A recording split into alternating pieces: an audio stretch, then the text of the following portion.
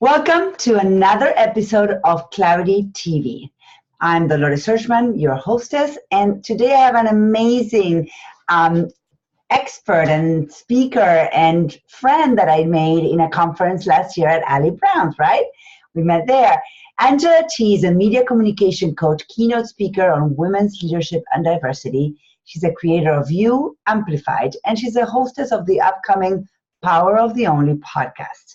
A former TV news anchor and reporter with more than 20 years of media experience, she now rocks with visionary leaders, executives, and entrepreneurs who are ready to own their power and their voice and amplify their message and mission through speaking, video, and media. You should just look at her. She's beautiful. Her setup is beautiful. Angela has worked on top TV markets like LA, San Diego, and KCAL-TV in California. She has been a hostess for E! Entertainment, HGTV, and have launched Entertainment Tonight China. Angela is a mother, entrepreneur, and speaker. Welcome. Welcome, Angela. Thank you, Dolores. Great to see you again. Thank you for taking time to chat with us today. Of course. So let's get started. Tell us about a project, accomplishment, or a moment in your life that you feel is a before and after for you. Before and after. Well, it's interesting when I hear about this question, it's almost like I believe in the stages of life, right? If you would have asked me this question when I was 25, it would be my biggest accomplishment was that I reached the top, my number 2 market of Los Angeles, my hometown, after working in small markets and really learning the trade of how to be a reporter, leaving my whole LA life behind to go do that.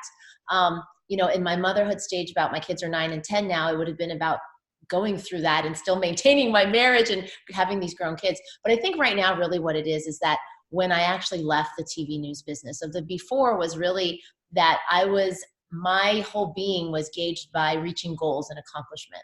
And when I took a step back after I had kids and wanted to create a business of what I really believed in, it was really like, what do I stand for? Right? Started as this, what do I stand for? What do I want to put out into the world now that I actually have a choice? And so I was very conscious about that decision. So I'm very proud of where my program, You Amplified, is right now. It's the whole process that I went through of reinvention, of going from, I've always been a speaker, but changing, transforming, and following the trends of social media and reinventing myself online as a business owner that really knows who I am and what I stand for. And so that, I think the before and after was younger. It was like you're climbing the ladder of success, right? Checking off the boxes. This is what I have to do next. And when you move into that entrepreneurial space, there really is there's no checklist. You create your own checklist. Yeah. Very conscious. And you and I chat about, your 3 a.m., what was it, 3 a.m. Prepping for your TV appearances and dealing with motherhood. And that's a choice that, some people don't have the courage to make. So that, pat yourself in the back for taking that jump and saying, okay, you know what, now I get to decide how I manage my personal life and my professional life. So what is something that has always been with you, like a common denominator that has allowed you to transition into this space and into creating this business of you amplifying yourself, but from a place of integrity with what you believe? Yeah, I think, one of the big things is remembering who you are. So I came from very simple beginnings. My parents are Chinese immigrants. And really why I do what I do is because when my parents came to this country, they were college graduates. They left everything behind. My father waited tables. My mother just figured I kind of came unexpectedly once we moved to the States. I was born here. And so they kind of had to let go of some things just to make things work out. And so in essence, they lost their voice at times. They were told to not rock the boat. They were very capable, but they had to do what they needed to do. And I feel like they gave that power to me. So I feel like what's carried me through all the time is that no matter how big I've gotten with different areas of my life, I started off in the trenches in Hollywood and then worked my way up. But then I got to LA where it was very prominent, doing things like HGTV and then with E! Going to premieres. But it never really, I was always fascinated by it and I loved it. But I always remembered who I was, right? The TV, it could end tomorrow. It's like, this is great that I'm doing this, but, your contract could be up. Or same thing. So I never got too big for myself, but I always had the confidence to know that I belonged there.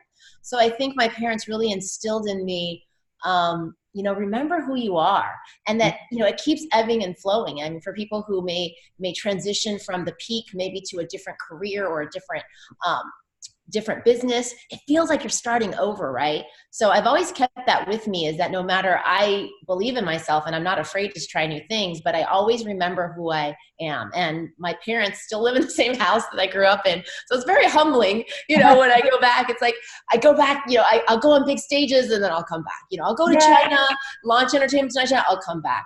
I used to work in, when I covered the LA News, my old neighbors that I grew up with would see me and they say, I just saw you on the top of the mountain. Great job. And after, I'll give you a secret. This is how it kept me humble. Right when I made it to LA, I was like the star new reporter, but I was still living at home because I just come back from my small market and I didn't want to live in the Inland Empire where I was covering. And so for the temporary period, I lived back at home until I figured out if I was going to move back to Hollywood or get a place in the Inland Empire, which is Inland California. Inland California is kind of far from the LA station. It's kind of where all the fires happen, all the snowstorms, all the crazy. Yeah. But that kept me humble. It wasn't that I couldn't afford it. It was, I remember going home to my room. I'm like, okay, oh wow, I've come so far. So that was but what I love about what you're saying is this concept of identity. Yeah. Of personal identity. And allowing like the wins and the successes and the ebb and flow of all the things that you do, but never letting go of who you are and your being. So I love that, because once we lose that, it gets tricky. So let's transition to your work. So how do you help people, kind of navigate transitions that you've done, and help them show up for who they are with knowing their identity and honoring their work, of course, but from a place of personal integrity, if you want.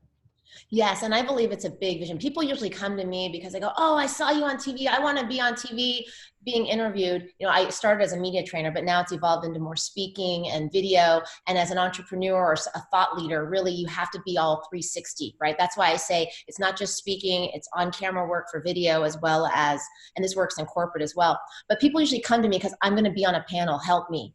Or I have to get my boss wants me to give a huge presentation. I'm starting to get out there more. What do I do? So yes, we do the traditional things like how to stand, how to sit, work on your messaging, like the traditional speech training. But I really find that the people that really want to excel are the thought leaders and the visionaries that you need to be prepared on camera and off for every opportunity, right? To be clear, confident, and connected. And that's not necessarily how you stand or what mic you use or what, those things you need to know. Those are the technical aspects. But what you amplified really is going through the process of who are you? What do you stand for? What barriers do you need to break through, right? The barriers that I broke through internally, not just as a woman, but also kind of intergenerationally. And when I was taught to never be big, right? Never to stand up for myself. But yet I overcame them, but there's still some subconscious. And then being really clear on who are you? What do you stand for? And how do you want to show up? Yeah. Right? So there's that part of where it's the actual training, video training, what camera to use, all that. But I really take people deeper. And it's really the process that I went through for myself. Because when I left the news business, I was an interviewer. I had a 4-hour morning show where I interviewed experts all the time. And so I knew what questions to ask. I knew who to book. I knew that side. But when I became the expert as a keynote speaker and as a blogger, I got interviewed and I was like, wait, who am I? What do I stand for? What's the purpose of this interview? How am I going to come across? I had to do that on myself.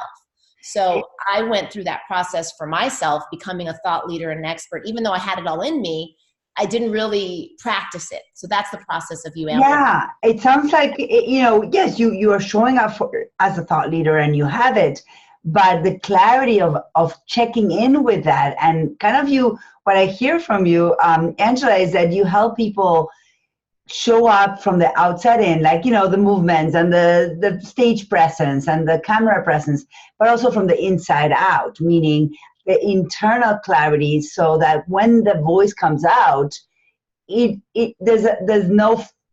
like a real sound of something internally that is clear and assertive, and they're grounded in who they are. That's what I'm hearing. Definitely. And I find that most people, when they think they're coming to you for speech training or for whatever, it's because of that one thing they need to get through. But once they get through that one thing, like, great, I have the tools. When you have the deeper discussion, that's where my coaching comes in. So it's a mix of like media speech training meets deeper level visibility coaching, and kind of that, those are the blocks that people hit. It's not so much their speech, like, okay, I want to work on my slides. It's not really about your slides. You know, you work with messaging and clarity. Sometimes it is about the slides, but once you have that message down, how are you showing up when you walk on that stage? How do you feel? Right? How are you connecting on camera? Exactly. And that you can only feel, and that comes through with a little deeper coaching. Yeah, I love that. So what are you excited about this year coming up? Yeah, I'm really excited about, I'm about to launch the Power of the Only podcast. And this came about because the concept of the only actually started with McKinsey issuing a report with women in the workforce about a year ago. It said that, you know, what we're doing right now with gender equality and all that is not really working. Leaning in is not working. And so it was about the onlys are the only women in the room that their voices started to get drowned out, right? People they have it substantially harder. They're not being heard. And my thought is, yes, that is true, but I've always found power in being the only. And my thought process with the power of the only is it's not just women. So that's where it came from. But the only, to me, for me, I looked back on my life and we were having conversations actually at another mastermind event with some powerful women. And I told them stories how, you know, when I'm a speaker, I'm always the only woman speaker. I'm the only Asian. Or when I was a reporter, I was the only this. And they go, you're always the only. They're like, I'm the only too. And it's powerful. And I'm like, yes, there's power in that. And so the conversation I want to have is with leaders that are breaking barriers, defying the odds, and creating positive change, and have a new conversation. How can we harness the power of the only, and what can we learn from them, from the people that have achieved success? So it's men and women. It can be men as well, but women, the only women in the room, the only person in the industry doing what they're doing, the only one in the community saying what needs to be said. And I'm interviewing a whole bunch of different people from different industries, from CEOs and filmmakers to the celebrities that I used to know, people I used to work with in the media, as well as entrepreneurs like yourself that really have something to say. So it's time for a new power, a different conversation. Yeah, what I love that is an empowering conversation, because it's a perspective of being a minority, if you want, like the only one, from a place of not disadvantage, but actually that is your competitive edge. You know, being the only different person in the room is your asset. I think. How do you own that, right? The big piece. Exactly. You own your power and your voice to see that it is an advantage, and also that it's a privilege and not a burden, because it can be a burden to represent all of you or all Asians, you know, and so how do we navigate that? So I have 5 principles that I will share on the podcast, but now I'm going to be interviewing thought leaders. So it'll be individual episodes, all dealing with how to own your voice, how to own your power, how to see it as a privilege. At some point, you know, I won't be the only anymore. And that's the point. Yeah, I love that mentality. I love that. Yeah. Great people too. So stay tuned. Yeah, I love that. And one thought there is that I have always, as I coach people mostly on messaging and they've taken the stage, you can hear I have an accent. And my accent is my competitive edge. I've never tried to push it down.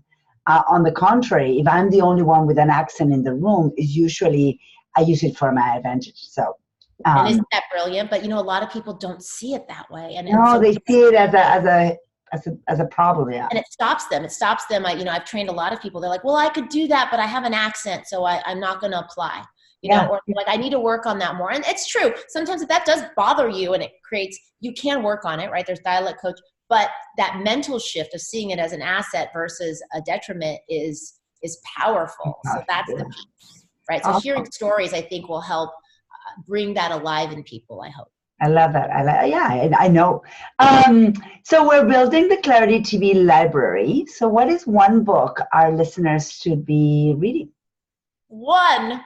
Okay, you know what's so funny? I thought about this for a second. I'm shit to you. So one is hard. We're reading the Big Leap. Remember we wrote The Big Leap by Jay Hendricks. That's always a good one. I'm sorry, I'm not going to pick one. This is one I read called The One Thing. Oh, yes, I've heard of that. I haven't read it. Gary Keller with Jay Papasan to help you focus on the one thing. What's the one thing that's going to move you forward? This is so funny. The funny part for me, I haven't been reading. I love Ali Wong. She's a little bit crass sometimes. So Dear Goals is what I'm reading now for fun. But there's one thing that I really want to talk, that I started reading, I've not finished, but it's an interesting conversation. It's called Fed Up by Gemma Hartley.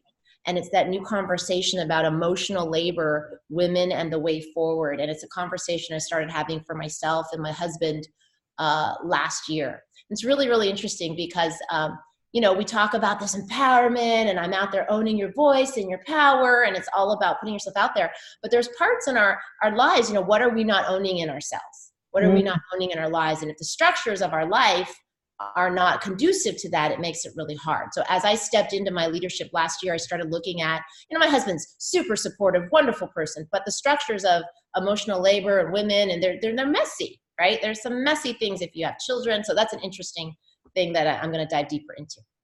That's it. Now I'm curious. I might go pick that one up. So where can everybody find you?